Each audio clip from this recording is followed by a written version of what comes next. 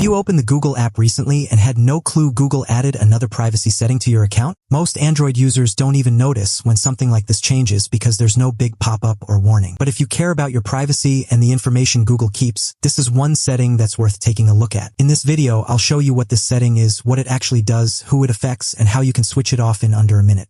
The feature is called Search Services History. It's different from your regular Google search history. Depending on your settings, Google may save activity from certain search features. That can include searches you make with Google Lens, AI-powered search features, voice searches, and even some files you upload while using supported Google search tools. Google says this information can be used to improve its products. The company also says that if data is used to improve its AI, it's separated from your account first. Still, not everyone is comfortable with that, which is why Google gives you the option to turn this feature off if you want. Now let me show you where to find it.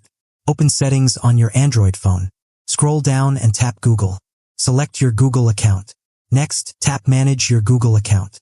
Go to the Data and Privacy tab. Scroll down and open My Activity. Find Search Services History and tap it.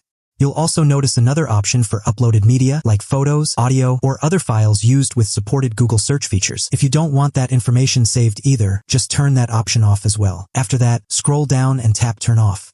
If you also want to remove activity that's already been saved, tap Turn On, then choose Turn Off and Delete Activity. That will stop future activity from being saved for this feature, and it will also remove the activity you choose to delete. One thing I like is that Google lets you decide how much information you want to keep. It only takes a minute to check these settings once in a while, and it gives you a little more control over your account. If you found this video helpful, give it a like and subscribe for more Android tips, privacy guides, and security updates. Thanks for watching, and I'll see you in the next video.